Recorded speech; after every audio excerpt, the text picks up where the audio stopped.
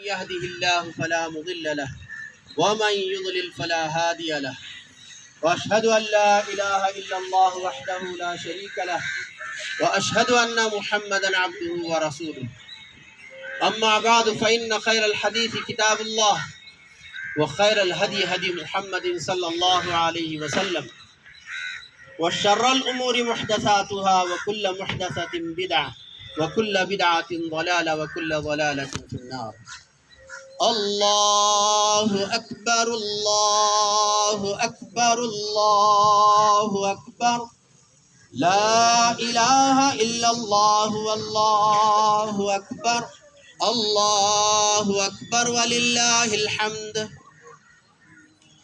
أعوذ بالله السميع العليم من الشيطان الرجيم من همزه ونفخه ونفثه. وَلِكُلِّ أُمَّةٍ جَعَلْنَا مَنْسَكًا. اللہ تبارک تعالیٰ نے قرآن میں ارشاد فرمایا ہر امت کے لیے ہم نے منسک بنایا. منسک عبادت کرنے کا طریقہ یا قربانی کرنے کا طریقہ. اللہ نے ہر امت کو قربانی کا کرنے کا طریقہ دیا تھا. کیوں؟ لِيَذْكُرُ اسْمَ اللَّهِ، تاکہ وہ اللہ کا نام لے. عَلَى مَا رَزَقَهُمْ، ان چیزوں پر، ان جانوروں پر جن کو اللہ تعالیٰ نے انہیں عطا کیا تھا. من بہیمۃ الانعام، پالتو چوپایوں پر، پالتو جانور.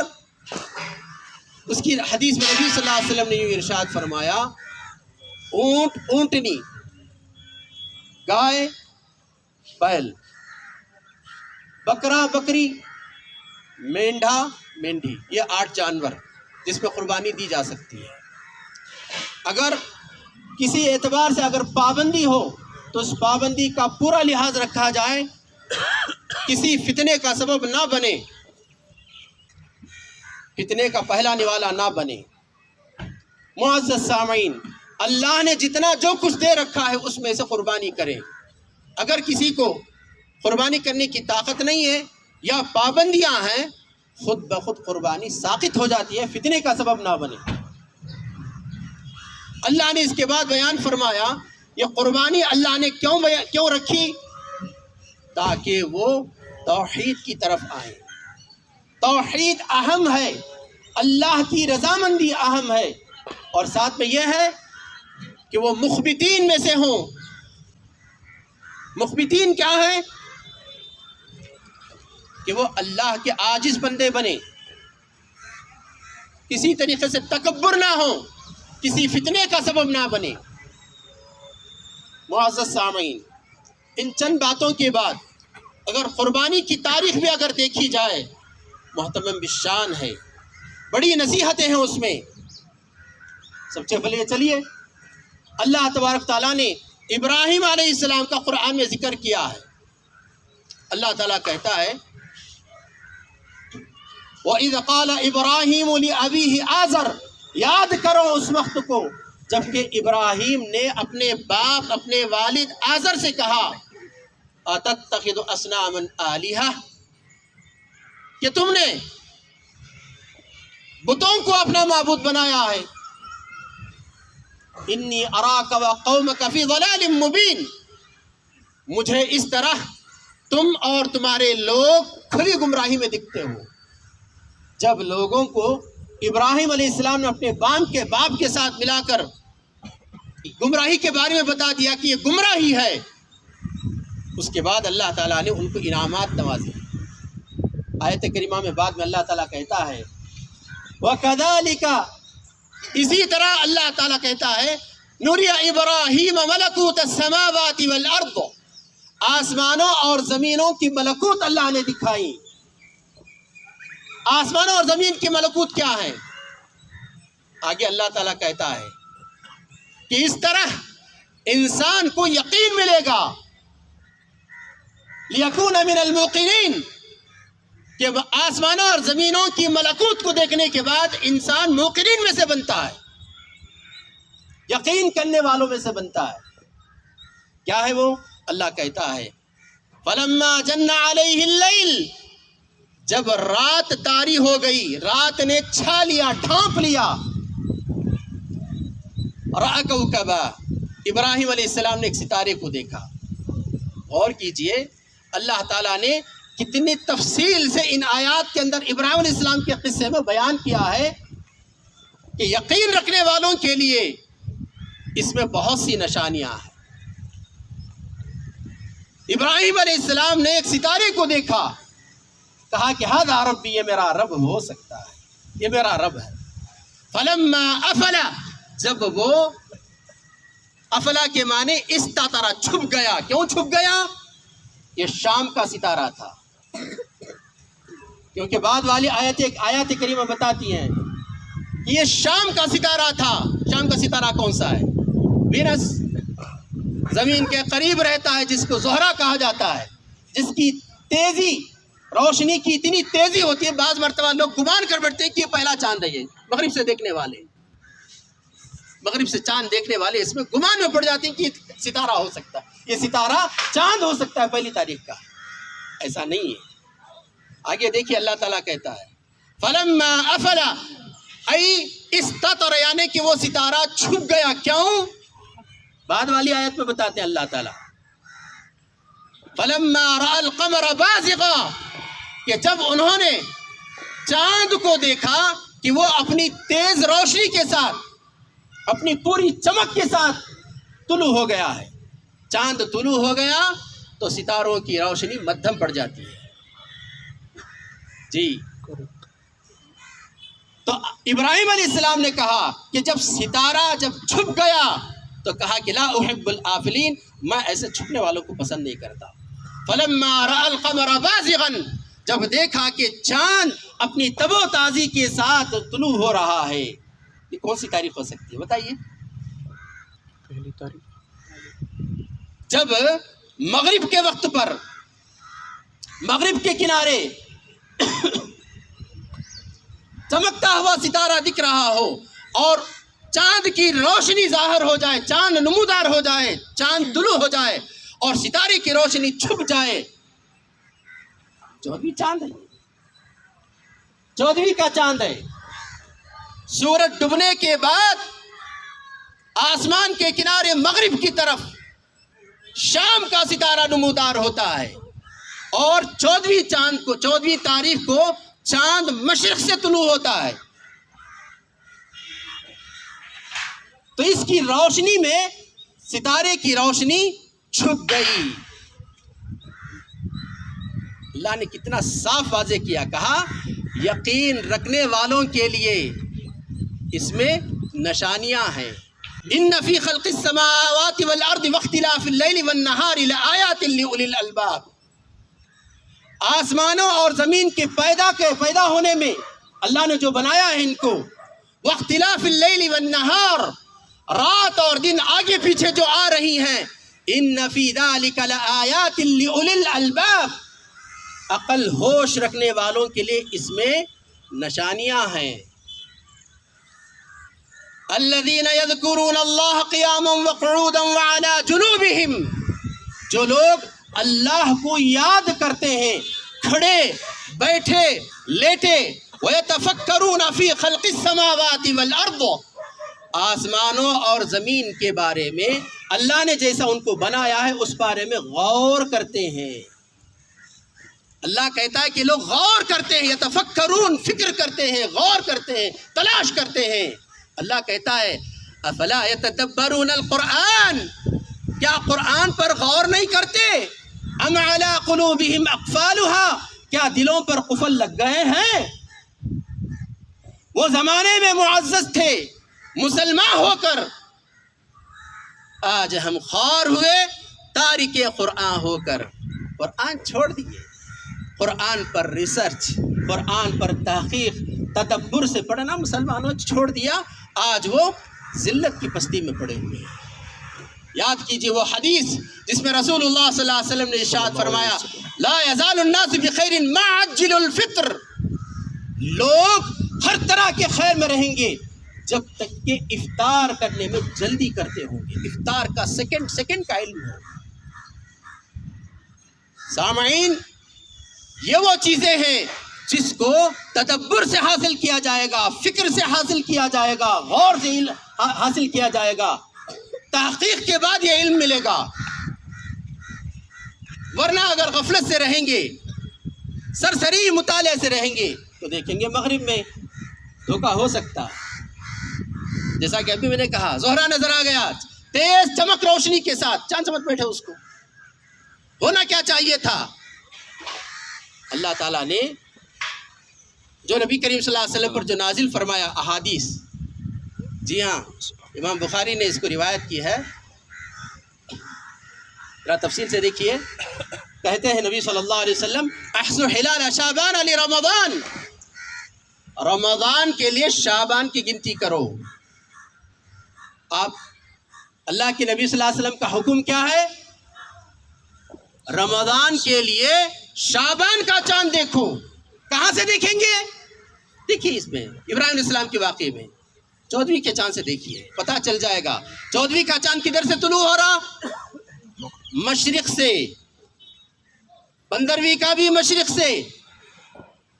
جی ہاں، اس میں نصیحت کی باتیں ہیں، سوچنے والوں کے لیے، سمجھنے والوں کے لیے، دانش رکھنے والوں کے لیے، اہل دانش کے لیے اس کے اندر اشارے ہیں۔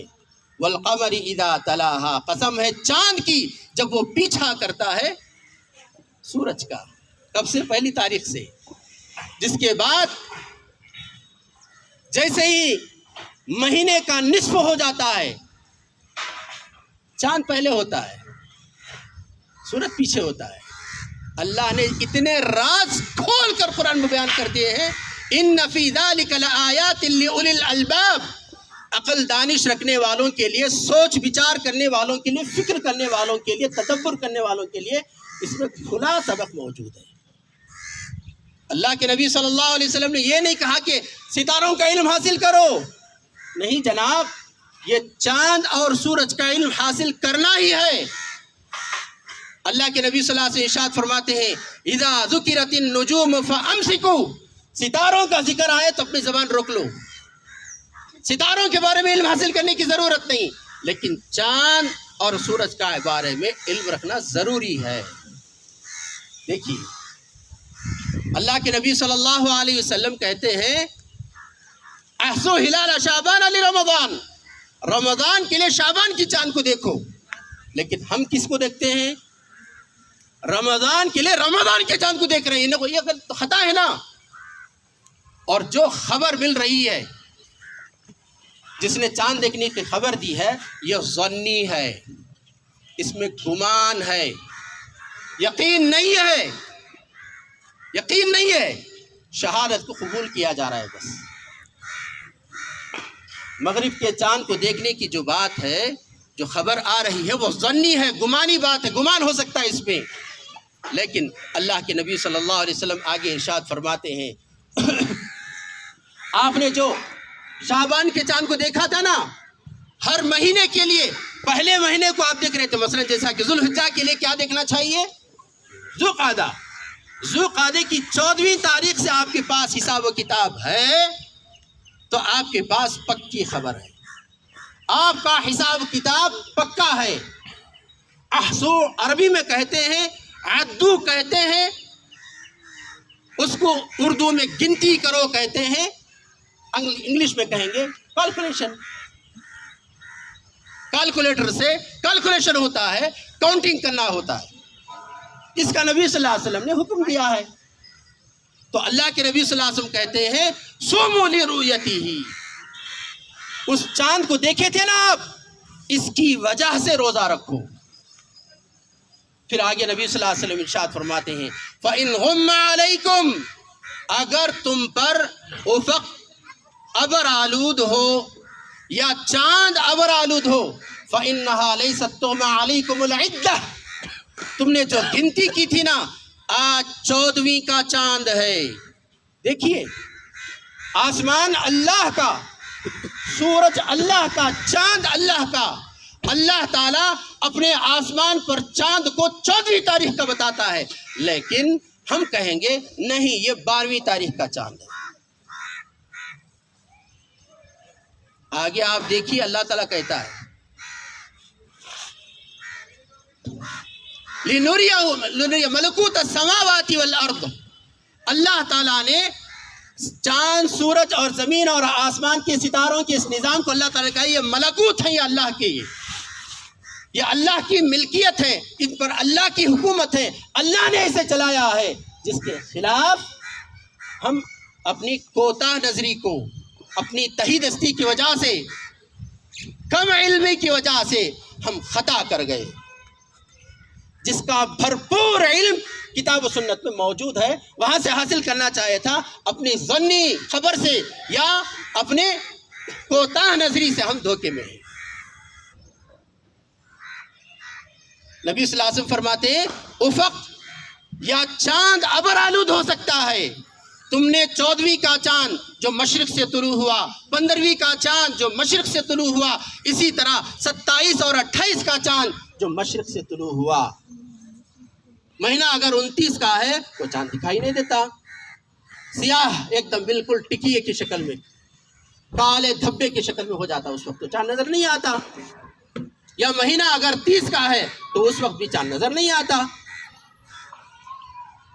اللہ کے نبی صلی اللہ علیہ وسلم فرماتے ہیں افق ابر آلود ہو سکتا ہے، چاند ابر آلود ہو سکتا ہے، لیکن تمہاری گنتی ابر آلود نہیں ہو سکتی، تمہاری گنتی ابر آلود نہیں ہو سکتی۔ فَإِنَّهَا لَيْسَتْ تُغْمَ عَلَيْكُمُ الْعِدَّةِ، تمہاری گنتی العدہ گنتی کرنا، تمہاری گنتی افق کی طرح ابر آلود نہیں ہو سکتی۔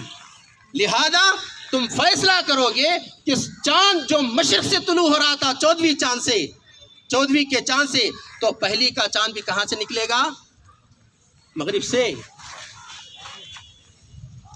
جناب مسلمانوں کے علم اور ان کے تفقہ کا یہ عالم ہے، اگر ان سے پوچھا جائے کہ جناب چاند کہاں سے نکلتا ہے تو کہتے کہ مغرب سے۔ چند دن پہلے بھی میں نے لوگوں سے دریافت کیا تھا تو لوگوں نے کہا کہ چاند مغرب سے نکلتا، سورج مشرق سے، چاند مغرب سے۔ کیا ایسا ہے؟ جناب مشرق اسی لیے کہا جاتا ہے کہ وہاں سے جیسے سن رائز ہوتا ہے، مون رائز بھی ادھر ہی سے ہوتا ہے، جسے مغرب کہتے ہیں، غروب ہونے کی جگہ۔ سورج جہاں غروب ہوتا ہے چاند بھی وہیں پر غروب ہو رہا ہے۔ جس چاند کو آپ نے دیکھا ہے پہلی تاریخ کا سمجھ کر، وہ غروب ہوتا ہوا چاند ہے، طلوع ہوتا ہوا چاند نہیں ہے۔ یعنی کہ 12 گھنٹے آپ کے گئے، یعنی کہ ایک روزہ گیا آپ کا، ایک گنتی چھوٹ گئی۔ چلیے جناب یہ بتائیے، اللہ نے رسول اللہ صلی اللہ علیہ وسلم کی جو سنت ہے، ہر پیر جمعرات کو روزہ رکھتے ہیں، کیوں؟ اس لیے کہ جمعہ کا تعین ہو جائے۔ قیامت کے قریب کے لوگوں میں سے ایسا ہوگا جمعہ ہے، کل جمعہ ہے، پتہ نہیں لوگوں کو، اتنی بے خبری کی عالم ہوگی، اتنی بے خبری کا حشر ہوگا، ایسے بے خبر ہوں گے لوگ، کل جمعہ ہے یا آج جمعہ ہے لوگوں کو خبر نہیں۔ ہر پیر جمعرات کے روزے رکھنے کے اندر ایک حکمت یہ ہے۔ اب بتائیے، ہر مہینے کی ایام 20 کے روزے رکھے جاتے ہیں، چاند کی 13، 14، 15 کو کیوں رکھا جاتا ہے؟ اللہ نے آسمان میں دکھایا کہ یہ 13ویں کا چاند ہے، 14ویں کا چاند ہے، 15ویں کا چاند ہے، لیکن آپ کہیں گے نہیں جناب یہ 11ویں کا یا 12ویں کا چاند ہے۔ یہ ملکوت السماوات والارض اللہ نے جو بیان کیا ہے قرآن مجید میں، کئی جگہ پر اللہ نے بیان کیا ہے، کیا اس کا علم حاصل کرنا ضروری ہے کہ نہیں؟ تو اس طرح 13، 14، 15 جو ایام 20 کے جو روزے رکھتے ہیں، اس کے پیچھے یہ حکمت ہو سکتی ہے کہ یہاں سے لوگ گنتی کرنا شروع کریں، اس لیے کہ مہینہ ختم کیسے ہوتا ہے اس کا علم ہو جائے گا، اور پھر پہلی تاریخ کا تعین کیسے ہو جائے گا؟ اگر گنتی ہے، گنتی نہیں تو نہیں ملے گی تاریخ۔ اگر 13ویں، 14ویں اور 15ویں چاند کی تاریخ کا ہم گنتی ہم رکھتے ہیں، برابر ہم 13، 14 اور 15 کی چاند پر ہم روزہ رکھے ہیں، تو ہم کو برابر سے ٹھیک طریقے سے ہم کو مہینہ ختم کب ہو رہا ہے اور دوسرا مہینہ کیسے شروع ہو رہا ہے خبر مل جائے گی۔ اسی لیے تو نبی صلی اللہ علیہ وسلم نے ارشاد فرمایا نا، احسو ہلال شعبان علی رمضان، رمضان کے لیے شعبان کی گنتی کرو، یعنی کہ مطلب یہ ہوگا ہر مہینے کا تعین ہونے کے لیے اس سے پہلے مہینے کی گنتی برابر رکھو۔ کتنا دیکھیے آپ، معزز سامعین، لہذا آگے چلیے ابراہیم علیہ السلام کے واقعے میں۔ ابراہیم علیہ السلام نے جب ستارے کو دیکھا تو اسے انکار کیا، چاند کو دیکھا اس کی روشنی جو غالب آ گئی تھی وہ کون سی تاریخ تھی؟ 14ویں 15ویں کی تھی۔ اسی طرح آپ نے بعد میں دیکھا سورج طلوع ہوا، سورج طلوع ہونے کے بعد چاند کی روشنی بھی مدھم پڑ گئی، تو ابراہیم علیہ السلام نے کہا انی وجہت وجہی للذی فطر السماوات والارض حنیفا وما انا من المشرکین۔